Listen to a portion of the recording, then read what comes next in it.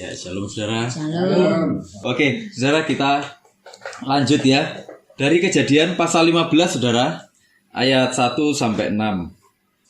Saudara, saya akan bacakan ya untuk kita semuanya. Kejadian pasal 15 ayat 1 sampai 6. Judul perikopnya Perjanjian Allah dengan Abram, janji tentang keturunannya. Kemudian datanglah firman Tuhan kepada Abram dalam suatu penglihatan. Janganlah takut Abram, akulah perisaimu, upahmu akan sangat besar. Abram menjawab, ya Tuhan Allah, apakah yang akan kau berikan kepadaku? Karena aku akan meninggal dengan tidak mempunyai anak, dan yang akan mewarisi rumahku ialah Eliezer orang Damsyik itu. Lagi kata Abram, engkau tidak memberikan kepadaku keturunan sehingga seorang hambaku nanti akan menjadi ahli warisku. Tetapi datanglah firman Tuhan kepadanya demikian, orang ini tidak akan menjadi ahli warismu, melainkan anak kandungmu. Dialah yang akan menjadi ahli warismu. Lalu Tuhan membawa Abram keluar serta berfirman, coba lihat ke langit, hitunglah bintang-bintang, jika engkau dapat menghitungnya. Maka firman-Nya kepadanya, demikianlah banyaknya nanti keturunanmu. Lalu percayalah Abram kepada Tuhan, maka Tuhan memperhitungkan hal itu kepadanya sebagai kebenaran. Nah saudara, jadi ini sudah selesai perangnya nih ya saudara ya. Ini sudah selesai perangnya. Terus Abram kembali, dia memang kaya, dia juga dianugerahi dengan kekuatan yang luar biasa saudara ya. Bayangkan dia bisa mengalahkan raja ya kan, mengalahkan raja-raja, dan bahkan Raja Sodom pun itu segan dengan dia. Artinya apa? Dia ini pengaruhnya besar sekali ya. Pengaruhnya besar sekali, kekuatannya besar, kekayaannya besar, dia punya sekutu yang luar biasa. Tapi dia ini galau saudara. Dia galau, Tuhan tahu sekali dia galau. Jadi ini penglihatan waktu malam saudara ya. Ini penglihatan waktu malam. Abram mungkin lagi duduk-duduk di luar gitu ya. Itu suasana sudah sepi, mungkin semua sudah tidur. Dia duduk-duduk di luar, di depan tendanya mungkin. Terus waktu dia duduk-duduk, tiba-tiba ada penglihatan saudara. Penglihatannya langsung diawali dengan bilang gini, jangan takut Abram, akulah perisaimu, upahmu akan sangat besar. Ya, dibilang gitu. Jangan takut Abram, Tuhan tahu sekali dia galau. Kenapa? Karena di ayat-ayat selanjutnya kita bisa tahu, kita bisa ngelihat yang jadi sumber kegalauannya ini apa saudara? Dia nggak punya anak, dia nggak punya keturunan. Saudara, Abram itu dijanjikan keturunan waktu dia umur 75 tahun. Itu pun sebenarnya kan sudah tua ya. Itu pun sebenarnya, nah ada yang bilang sudah kadaluarsa ya. Nah, kejadian ini saudara itu 10 tahun sesudahnya. Jadi waktu Tuhan ngomong sama Abram ini Abram umur 85 tahun. Cocok kan kalau Abram mikir gini, gak mungkin sudah. Ya kan, gak mungkin. Tapi Tuhan tahu betul dia galau saudara. Didatangilah sama Tuhan. Saudara, menurut budaya waktu itu, orang kalau gak punya anak itu dianggap aib saudara. Kenapa kok itu aib? Karena orang yang gak punya anak itu dianggap dia dikutuk. Nah itulah kenapa Abram ini meskipun punya segalanya, tapi dia merasa dirinya itu punya aib yang sangat besar. Ya, itulah kenapa dia bilang percuma, aku punya semua ini percuma. Karena nanti toh yang mewarisi, yang menguasai, kalau dalam bahasa aslinya itu dibilang, yang menguasai semuanya ini nanti Eliezer, hambaku itu. Jadi ini percuma ya. Memang dalam budaya waktu itu wajar kalau misalnya dia nggak punya anak gitu ya. Dia nggak punya anak, terus hambanya ini, terus akhirnya dapat warisan dari tuannya, itu sesuatu yang wajar dalam budayanya orang-orang zaman Abraham waktu itu. Disitulah Abraham mulai mempertanyakan janjinya Tuhan. Tuhan, ini sudah 10 tahun loh Tuhan. Aku udah tambah tua Tuhan. Katanya dikasih Tuhan. Apa yang terjadi? Ini udah umur 85. Ya kan? Saudara, nanti Abram punya anak waktu umur berapa? Waktu dia umur 100 tahun saudara. Bayangkan 100 tahun dia jadi papa-papa. Anaknya lagi kesit-kesitnya, dia ngejar-ngejar anaknya. Sak, Isak gitu. Ojo nangkono sak. Iya kan? Aduh, Oleh ning Uber mungkin bilang gitu ya. Iya, jadi saya bisa bayangkan Abram waktu itu sudah berpikir gak mungkin aku udah umur segini, nanti kalau umur 100 tahun bagaimana mungkin. Ya, saudara, yang kita perlu cermati gini, bagaimana Abram berpuluh-puluh tahun hidup di dalam aib. Dia merasa hidupnya itu penuh dengan aib. Dia memang percaya sama Tuhan, tapi dia tetap merasa bahwa hidupnya itu penuh dengan aib. Dia tetap merasa di satu sisi dia percaya sama Tuhan, tapi di satu sisi dia merasa hidupnya dikutuk sama Tuhan. Hidupnya penuh aib di depan orang banyak. Nah, inilah yang namanya kontradiksi, saudara. Kontradiksi itu kan sesuatu yang sangat berlawanan. Janji Allah nggak sesuai dengan fakta. Apa yang Tuhan janjikan, apa yang Tuhan firmankan waktu Tuhan memanggil Abram untuk keluar dari Ur Kasdim, itu nggak sesuai dengan fakta. Jangankan punya ini keturunan yang banyak, satu aja aku nggak punya, ya kan? Kalau punya keturunan banyak, orang pasti berpikir gini, wih luar biasa dia ini. Gak cuman kaya, tapi dia benar-benar diberkati, anaknya banyak, ya. Tapi ini satu pun dia nggak punya, itu kontradiksi, ya kan? Itulah kenapa banyak orang tuh mulai meragukan Tuhan. Kenapa? Karena antara apa yang dijanjikan Tuhan, misalnya orang terima nubuatan, ya, menerima nubuatan bahwa kamu akan Tuhan akan memberkati kamu seperti ini, akan terjadi seperti ini, atau mungkin kita dengar sendiri dari Tuhan, atau mungkin kita terima satu impresi dari waktu kita pembacaan firman Tuhan, kita terima satu impresi yang kuat sekali dari Tuhan. Seiring berjalannya waktu, kok gak jadi-jadi. Tuhan, ini sudah setahun, Tuhan 2 tahun, Tuhan 5 tahun, Tuhan 10 tahun, Tuhan ini masuk 15 tahun. Kapan Tuhan? Semua orang selalu ngomong kapan kan? Iya kan? Dalam hidup ini, siapa yang gak pernah ngomong kapan sama Tuhan? Ayo, gak ada, ya kan? Pendeta aja ngomong kapan sama Tuhan. Ya kan, kapan Tuhan semuanya ini berakhir? Waktu sudah tak panggil pulang, nah. Selesai. Iya, selesai. Nah, Abram waktu itu tiba-tiba dia, kalau kita membayangkan rasa dari apa yang tertulis di sini, saudara, kalau kita merasakan apa yang tertulis di sini, kita bisa tahu Tuhan itu memberikan pernyataan itu yang langsung didengar oleh Abraham. Bahkan mungkin Abraham melihat waktu itu. Kenapa? Karena saya merasa gini, Tuhan itu merasa perlu untuk benar-benar meyakinkan Abraham, kamu sudah di jalur yang tepat kok. Memang kelihatannya semua nggak sesuai dengan fakta. Memang semuanya itu sepertinya itu berlawanan, kontradiksi, tapi semuanya itu tetap on the track. Ya, waktu Tuhan bukan waktumu. Nah, Abraham ini sebenarnya ngalami ketakutan, saudara. Diekspresikan sama Tuhan dalam dialognya dengan Tuhan. Kenapa dia takut? Karena dia tidak maha tahu. Dia bapak orang beriman, saudara. Ya, bapak orang beriman bisa ngalami kayak gini loh, saudara. Iya kan? Apalagi kita yang keturunan orang beriman, ya kan? Bapak orang beriman, Alkitab itu menunjukkan dengan sangat jelas, sangat luar biasa, sangat indah sekali bagaimana bahkan bapak orang beriman mengalami pergulatan batin yang seperti ini, saudara. Di satu sisi dia percaya, tapi fakta menunjukkan sesuatu yang lain. Dia merasa dia punya aib, dia merasa dia dikutuk Tuhan. Ya, kontradiksi, saudara. Ini terjadi karena manusia nggak maha tahu. Kalau kita mau menghayati Tuhan itu gini, saudara. Waktunya Tuhan itu nggak ada waktu masa lampau, nggak ada waktu masa depan, waktunya masa kini semua. Apa yang terjadi dalam hidup kita itu semuanya masa kini di hadapan Tuhan. Makanya kalau kita berpikir Tuhan kapan? Kalau Tuhan sudah bilang, nak sabar ya, nanti aku akan pimpin kamu, aku akan kasih kamu, nanti aku akan bawa kamu ke sini. Itu artinya apa? Tuhan sudah ada di depan sana, Tuhan sudah memastikan di depan. Pasti itu akan terjadi. Gitu loh. Kenapa? Karena nggak ada waktu masa depan bagi Tuhan. Kalau masa depan itu kan nggak diketahui. Karena bagi Tuhan waktunya itu masa sekarang semua. Sekarang saudara coba saudara lihat. Sekarang apa yang terjadi, saudara, di sini? Kita lagi apa ini? Lagi ibadah. Ya.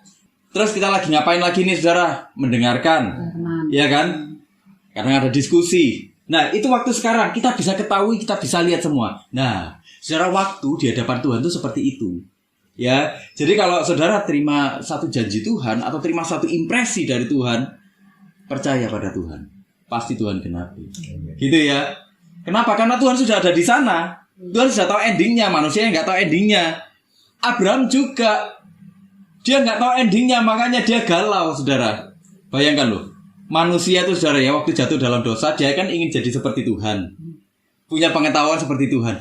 Bahkan waktu dia makan buah pengetahuan baik dan jahat pun, kemampuannya nggak mendekati Tuhan. Bahkan kalau ada orang pergi ke yang namanya orang pintar, saudara. Orang pintar itu bahasa halusnya. Bahasa kasar, bahasa umumnya apa? Dukun. Ya kan?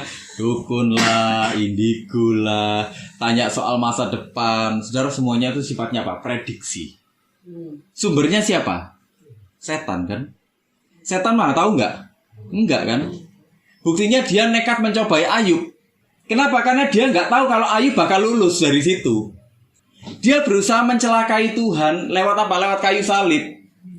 Berusaha mencelakai Tuhan lewat kayu salib. Tapi dia nggak tahu bahwa justru lewat kayu salib lah rencananya sempurna terjadi. Kita justru ditebus lewat pengorbanan Tuhan di kayu salib. Lah inilah saudara, makanya kita nggak boleh percaya sama dukun, setan, ya kan? Ramalan-ramalan yang dari katanya supranatural. Enggak, kita cuma percaya pada Tuhan, kita cuma percaya pada firman-Nya. Kenapa? Semua itu tetap terbatas, saudara, ya kan? Abraham takut, kenapa? Karena takut itu produk dari dosa. Waktu manusia berdosa, hidupnya penuh dengan rasa takut. Nah, waktu dipenuhi dengan rasa takut, manusia itu berusaha menutupi rasa takutnya dengan cara-cara yang logis, saudara. Gitu loh. Dengan cara-cara yang logis, misalnya, ini takut akan masa depan. Kalau gitu kita harus ngapain? Kalau kita takut akan masa depan, gini, yuk kita memastikan semua yang di lingkungan kita tuh siap. Makanya kalau kita di negara-negara maju, saudara, kita lihat ada banyak orang merasa nggak butuh Tuhan. Kenapa? Karena lingkungannya siap, sistemnya mereka siap, ya kan?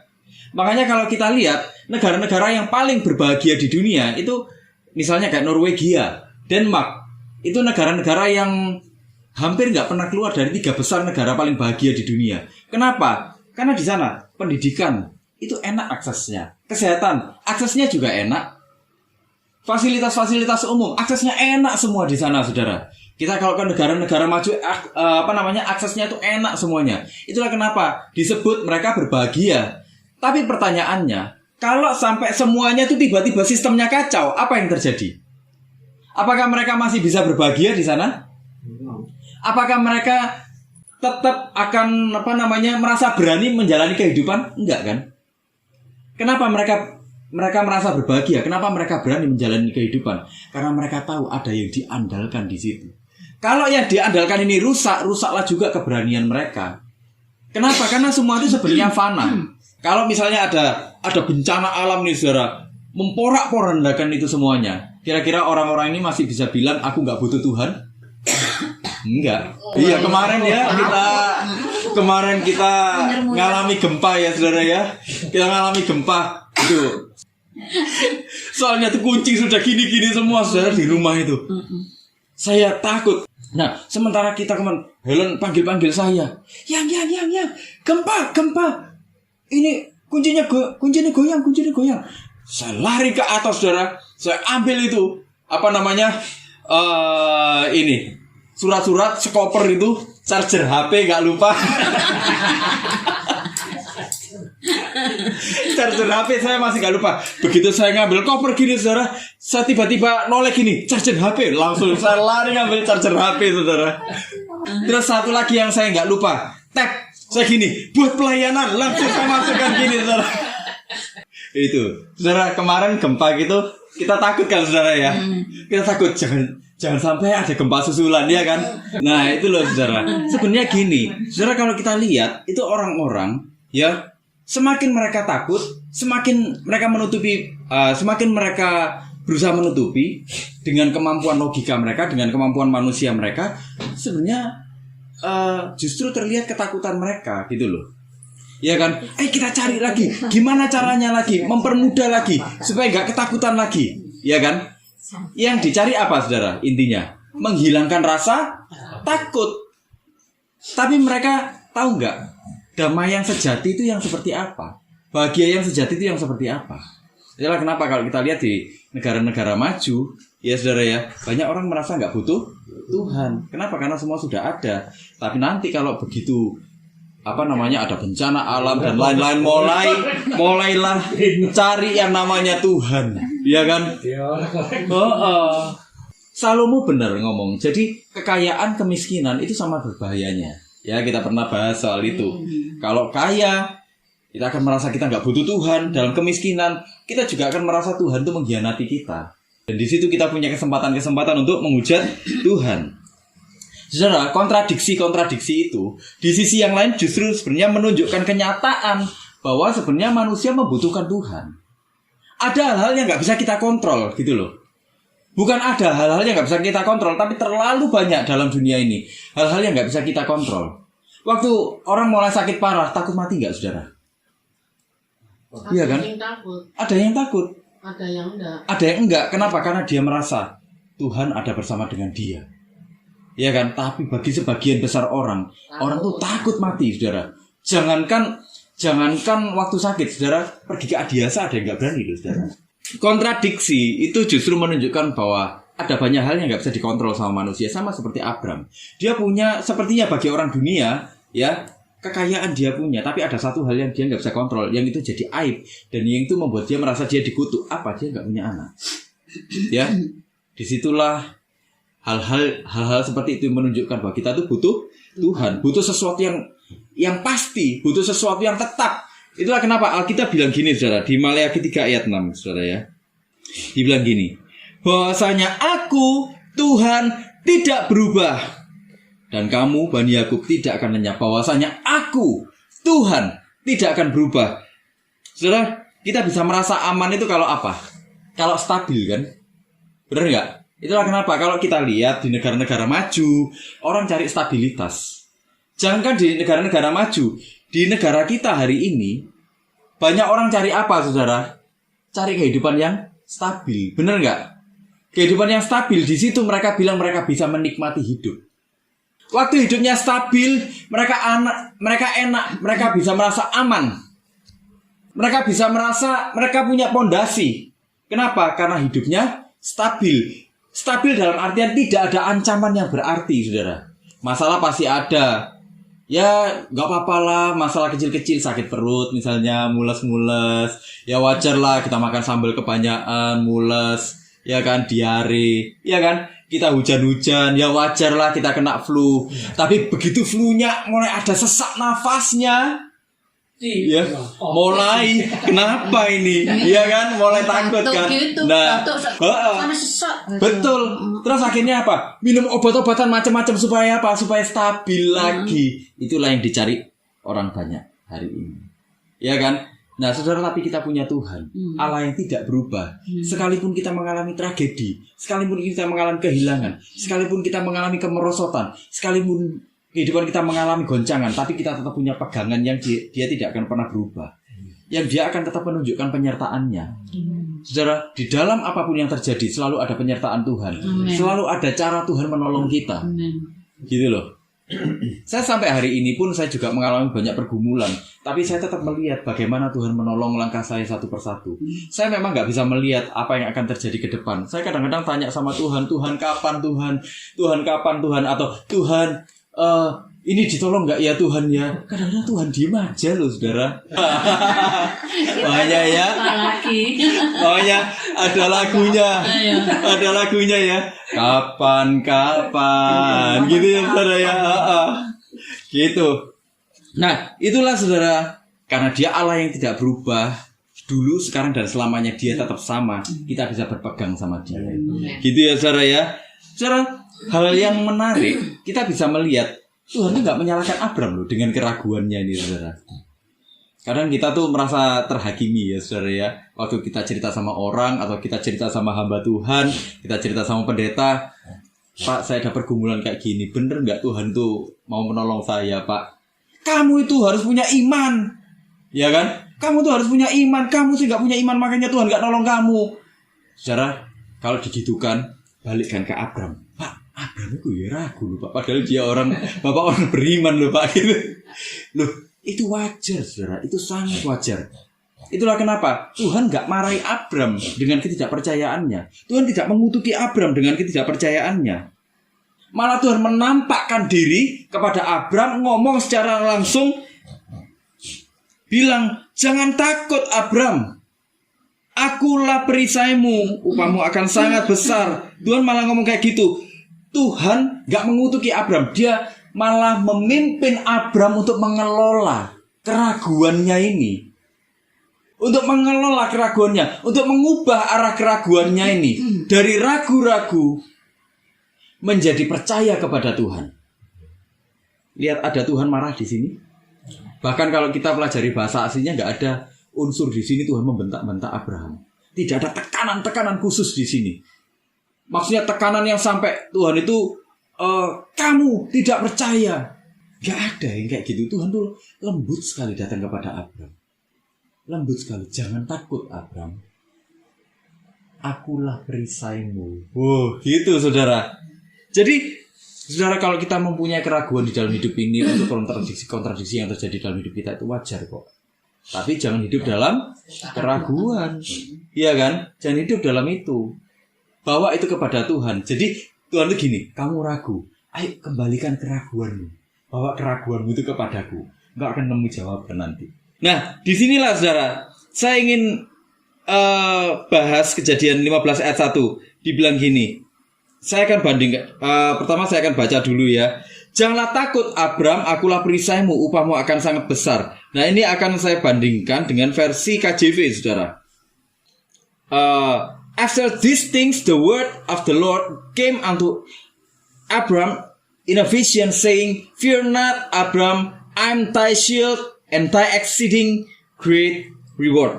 Saya akan baca di dalam ILT yang ketiga. Ini bandingannya dalam bahasa Indonesia yang mirip dengan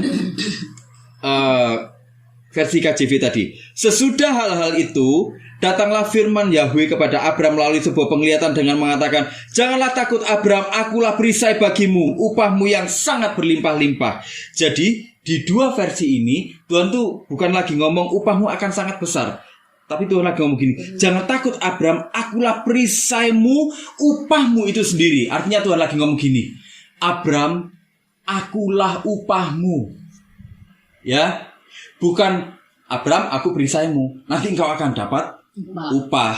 Upahnya berupa apa. Itu yang sering kita bayangkan. Benar gak saudara? Waktu kita baca ayat ini, atau waktu kita mendengarkan penjelasan tentang ayat ini, banyak kan penggiringan yang ngomong, kalau kita percaya sama Tuhan, lihat, Tuhan akan memberikan kita upah. Saudara, tapi ayat ini lagi bilang gini, KJV itu versi yang paling mendekati aslinya. Dalam versi aslinya pun dikatakan, akulah upahmu, intinya bilang gitu. Jangan takut Abram, akulah perisaimu, upahmu itu sendiri. Gitu saudara ya. Jadi saudara, Allah itu ingin menegaskan bahwa dalam kondisi apapun, kalau engkau mengalami aku, upahmu itu benar-benar besar. Jadi upahnya kita ini bukan berupa kesembuhan, yaitu upah dalam versi yang lain nanti, yaitu bonus-bonusnya. Bukan terobosan-terobosan ekonomi, bukan peningkatan kemampuan finansial, peningkatan jabatan, bukan itu. Tapi maksudnya Tuhan, kalau engkau sampai mengalami aku, kalau engkau sampai menyadari aku di dalam setiap langkahmu, berarti upahmu itu benar-benar besar, nak. Kenapa? Karena manusia itu kan gak mungkin mencari Tuhan. Artinya apa? Harus Tuhan yang turun mendapati manusia, baru manusia bisa ketemu sama Tuhan. Kita gak mungkin bisa menemukan Tuhan tanpa campur tangannya Tuhan, tanpa anugerahnya Tuhan. Artinya saudara, kalau kita hari ini bisa bertemu dengan Tuhan, bisa mengalami Tuhan, ada anugerah Tuhan itu begitu luar biasa besarnya di dalam kehidupan kita. Itulah kenapa kita harus mengucap syukur. Jadi Tuhan itu sudah mengawali dialognya dengan itu dulu. Jadi jangan ngomong soal itu dulu, jangan ngomong soal yang lain-lain dulu, tapi ngomong soal kamu mengalami aku, mengalami anugerahku dulu. Itulah kenapa terus Abram mulai ngomong, dia mulai curhat. Oh iya, itu anugerah dari Tuhan. kalau aku sampai hari ini masih mengiring Tuhan. Mulailah, tapi dia curhat. Tuhan kayak gini, ya, kayak gini. Saudara, sebenarnya janji Tuhan, termasuk penggenapannya, termasuk berkat, bahkan proses yang terjadi dalam kehidupan kita itu sebenarnya sebuah sarana yang digunakan oleh Tuhan untuk apa? Untuk memimpin manusia untuk sampai kepada tahap Tuhanlah upahku yang luar biasa. Itulah kenapa nanti ya saudara ya, kita akan mendapati Abram ini dibilang beriman. Di ayat 6 dikatakan gini saudara. Lalu percayalah Abram kepada Tuhan, maka Tuhan memperhitungkan hal itu kepadanya sebagai kebenaran. Ya, maka percaya ini bahasa Ibrani-nya aman. Disinilah asal katanya amin, saudara. Aman dalam bahasa Ibrani-nya, dalam bahasa aslinya menunjukkan satu kata kerja. Artinya apa? Dia berdiri teguh. Berdiri teguh, bukan cuma berdiri teguh. Dia believe. Believe itu percaya. Tapi bukan cuma believe, dia juga trust. Dia yakin. Bedanya believe dengan trust itu apa? Ya, dia itu percaya dalam unsur percayanya ini ada belief, ada trust. Ya, itulah kenapa dia bisa berdiri teguh. Belief-nya itu gini, saudara. Belief itu dia percaya bahwa apa yang dikatakan Tuhan itu benar, itu nyata. Dia nggak usah tanya-tanya lagi. Abram itu sampai kepada titik itu, saudara. Aku nggak perlu tanya lagi. Jadi waktu sama Tuhan sudah dibilang gini, tuh ya, ayo coba kamu lihat keluar. Yuk coba lihat tuh di atas tuh ada bintang-bintang kan? Ada bintang-bintang. Oh iya Tuhan ada bintang-bintang. Ayo coba kamu hitung sekarang. Dibilang gitu. Jadi ini kayak seorang bapak membimbing anaknya. Yuk keluar yuk coba dilihat tuh di atas. Ada apa? Oh ada bintang-bintang. Ayo coba kamu hitung bintangnya. Ada berapa bintangnya? Abram disuruh mikir, disuruh ngitung saudara. Pusing kan dia kalau ngitung semuanya. Dia pusing saudara kalau ngitung semua bintang-bintang itu. Tapi Tuhan gak membiarkan dia bingung. Tuhan langsung bilang, demikianlah besarnya nanti keturunanmu. Kamu tetap akan punya anak. Kamu tetap akan punya anak. Dan seperti itu nanti keturunanmu. Gitu saudara. Tuhan itu begitu sabarnya dengan Abram. Ya, dia gak menyalahkan Abram loh saudara. Ini bapak orang beriman mengalami keraguan, ya kan? Mengalami keraguan. Tapi Tuhan nggak mengutuki dia. Tuhan memimpin dia untuk mengelola keraguannya. Ya. Setelah itu apa yang terjadi? Abram believe. Believe-nya bagaimana? Dia percaya tanpa mempertanyakan itu sama sekali. Oke Tuhan, aku percaya. Wah, aku percaya. Iya, aku percaya. Pokoknya percaya aja. Abram tuh jadi sampai di titik itu. Tapi nggak cuma sampai di sana. Abram menambahkan lagi kepercayaannya dengan apa? Trust. Kenapa kok Abram sampai mau trust? Karena dia tahu, dia mengenali siapa yang menjanjikan sesuatu ini. Bayangkan Tuhan itu mendatangi Abram langsung, saudara ya. Artinya apa? Wah, kalau Tuhan itu menyatakan sesuatu kepadaku, artinya dia benar-benar bisa dipercaya. Kalau kita hari ini saudara, kita kan nggak mungkin kan ketemu Tuhan langsung deng di depan kita gini. Kalau kita ngelihat gitu saudara, kita bakal merasa kita pindah alam. Iya kan? Tapi nggak gitu. Tuhan pakai begitu banyak cara. Caranya dalam hidup kita sekarang apa? Tuhan misalnya menolong kita. Iya kan? Menolong kita nah, cara-cara yang nggak masuk akal. Kita mungkin berpikir Tuhan ini sudah nggak mungkin, tapi ternyata terjadi. Ada cara-cara yang Tuhan kerjakan. Yang di situ kita bisa mulai bilang gini, oh iya ternyata Tuhan memimpin aku. Kenapa kok aku masih gak percaya? Aku harus percaya. Nah gitu loh saudara. Ya, jadi Abram bukan cuma sampai di titik belief, ya sudahlah pokoknya aku percaya. Kalau cuma sekedar belief saudara, kalau cuma sekedar belief tanpa mempertanyakan lagi, orang yang percaya hoax pun itu juga termasuk belief. Dia nggak perlu tanya-tanya lagi. Pokoknya lihat di IG ada berita kayak gini, yuk kita percaya. Tapi Abram nggak cuma sampai di sana. Nggak cuma dia nggak mempertanyakan lagi. Kenapa kok dia nggak mempertanyakan lagi? Karena ada trust di dalamnya. Abram percaya siapa pribadi yang dia percayai. Itulah kenapa dia punya penekanan pada kepercayaan yang total, benar-benar kepercayaannya total. Ya, aku percaya dia pasti menggenapi. Kenapa? Aku gak akan tanya-tanya lagi. Kenapa? Karena dia adalah Allah. Dia yang lebih luar biasa dibanding diriku, dibanding siapapun yang aku ketahui sampai hari ini, yang aku kenali. Dia mengenali Tuhan dalam perjalanan kehidupannya, dalam proses kehidupannya, dalam apapun yang terjadi. Tuhan memimpin dia sampai ke titik itu, saudara. Jadi, saudara, iman Abram itu iman yang memiliki kesadaran. Jadi, bukan iman yang sekedar belief aja, percaya tanpa mengalami. Enggak, itu namanya hoax, saudara. Kalau percaya tanpa dia mengenali, tanpa dia mengetahui apapun, itu namanya kita percaya hoax. Iman dalam kekristenan itu iman yang logis. Ada orang yang bilang gini kan, lu kalau sudah pakai iman, jangan pakai logika. Lah terus kita mikirnya pakai apa? Ya kan, banyak kan orang yang bilang gini. Kita kalau sudah percaya, jangan pakai otak. Loh, terus pakai apa, saudara? Saudara, iman di dalam kekristenan itu iman yang logis. Gitu loh, iman yang logis. Logis kenapa? Loh, wajar kan kita percaya sama Tuhan, ciptaan, percaya sama penciptanya, yang terbatas percaya pada yang tak terbatas. Iya kan? Iman itu melibatkan rasa, melibatkan logika, melibatkan keputusan pada akhirnya. Jadi iman itu ada 3 hal ini. Iman itu ada 3 hal ini, saudara. Jadi iman kekristenan tuh gak ujuk-ujuk kita tahu-tahu percaya sama Tuhan. Enggak. Kalau ujuk-ujuk, ya wes aku masuk ini, ikut ke gereja. Ya wes ujuk-ujuk aku mau terima Tuhan. Tanpa kita mengalami, mencari Tuhan, merasakan Tuhan, tanpa kita mencerna siapa Tuhan, tanpa kemudian kita memutuskan, tiba-tiba kita memutuskan siapa Tuhan, apa di dalam hidup kita, aku percaya sama Tuhan. Udahlah, saudara, yang kayak gitu pasti nanti ujung-ujungnya begitu ada pengajaran palsu, langsung dia katut, gitu ya, saudara ya. Nanti ketemu sama orang yang ajarannya aneh-aneh, katut dia. Gitu, makanya iman dalam kekristenan itu iman yang sehat, sangat sehat. Kenapa? Harus ada kesadaran di dalamnya. Didapat dari mana? Dari rasa, dari logika, kemudian ada keputusan. Itu loh, ya saudara ya, ada akal sehat di dalamnya. Makanya kalau kita pelajari beliefnya Abraham, percayanya Abraham tadi, kalau kita predeli satu-satu, itu ada unsur rasa, ada unsur logika, ada unsur kesadaran di dalamnya, saudara. Jadi imannya Abraham ini iman yang sehat, iman yang ada akal sehatnya di dalamnya. Gitu loh, saudara ya.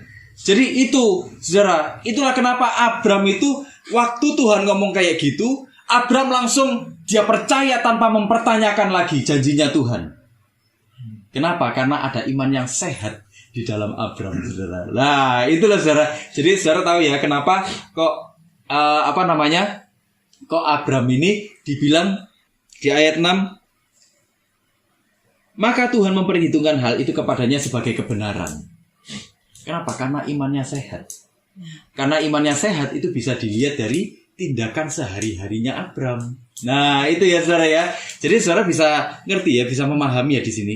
Kenapa kok Abraham itu percayanya diperhitungkan sebagai kebenaran sama Tuhan? Imannya sehat. Imannya tuh berasal dari pimpinan Tuhan. Tuhan tuh memimpin Abraham ini menikmati Tuhan, merasakan Tuhan. Memimpin Abraham tuh merenungkan Tuhan sampai dia logis gitu ya, menilai Tuhan. Oh ya, memang benar dia lebih luar biasa, dia dahsyatnya itu luar biasa. Sampai akhirnya dia memutuskan dia yang luar biasa. Artinya apa? Imannya tuh terbukti dalam tiap tindakan hidupnya.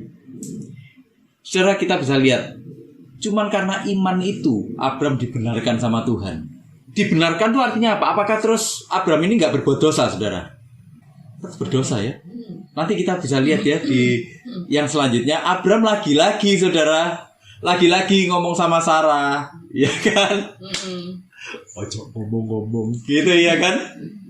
Dia bilang kayak gitu. Terus apalagi dia menggenapi rencana Tuhan dengan caranya sendiri, dengan Hagar. Kira-kira yang kalau kita jadi Tuhan, kita apakan, saudara? Abraham ini. Oh iya, dicicas langsung ya, saudara ya. Kalau kita jadi Tuhannya sekarang samblek loh, gitu ya. Ono ae mesti salah nih. Bukan berarti Abram tidak bersalah. Abram tetap melakukan dosa-dosa, ya, tetap melakukan dosa. Tapi dia dianggap benar oleh Tuhan. Kenapa? Karena iman percayanya kepada Tuhan. Gitu loh ya. Sama seperti kita hari ini. Saudara, kita percaya semua sama Tuhan? Percaya kan? Karena kita percaya sama Tuhan, kita menerima Tuhan sebagai Tuhan dan Juru Selamat. Kita ini dianggap benar sama Tuhan di hadapannya.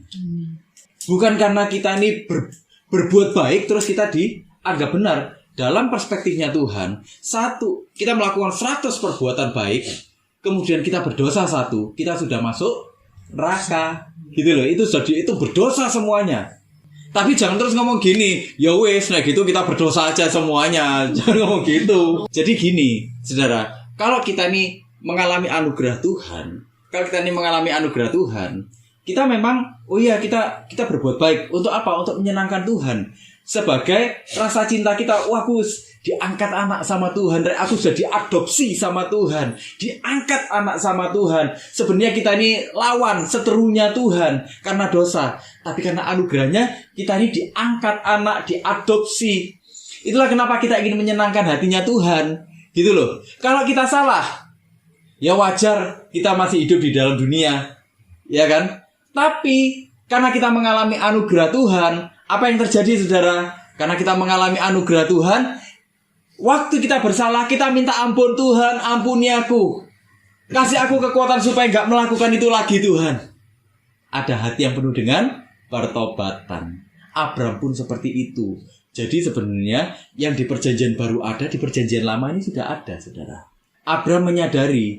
Kenapa kok Abram mau sampai seperti itu? Berpikir seperti itu karena dia menyadari Tuhanlah upahnya. Gitu loh. Upahnya itu bukan anak, upahnya itu bukan kekayaan, upahnya itu bukan kemenangan, tapi upahnya adalah Tuhan itu sendiri. Sama untuk hari ini, saudara. Sampai hari ini, ya, di hari ini, saudara, kita ini semua masih hidup, ya kan? Ayo, saudara, kalau kita ini ada di dalam proses Tuhan, kita mungkin sedang berdoa, kita mungkin terima janji Tuhan. Saudara, Tuhan sebenarnya sedang memimpin kita, mengarahkan kita untuk sampai pada satu pengakuan Tuhan, Engkaulah upahku yang terbesar. Amen. Gitu, saudara ya. Jadi apapun yang terjadi dalam hidup ini, jangan pernah menyerah, jangan pernah takut, jangan pernah ngersuloh, jangan pernah ngomel. Tanya kapan? Boleh nggak? Boleh. Tapi jangan kapan terus, soalnya nanti kalau tanya kapan terus jadinya kapan gitu ya. Gitu, saudara. Ya. Jadi itulah yang waktu itu Tuhan ingin untuk sampaikan kepada Abram. Ya, Abram, dalam apapun yang terjadi, akulah upahmu yang terbesar. Tapi tetap janjiku akan aku genapi kok. Untuk apa? Untuk memimpin engkau sampai ke titik itu. Mengatakan Tuhan, Engkaulah upahku yang terbesar, tidak ada yang lain. Saudara, sama dengan kita hari ini, saudara. Sama dengan kita hari ini, ya. Ayo kita jadikan Tuhan. Ayo kita mengakui Tuhan sebagai upah yang terbesar dalam kehidupan kita. Satu-satunya, bukan yang lain. Amin, saudara. Ya, sama-sama kita berdoa, yuk. Jangan kasih sayangmu memberikan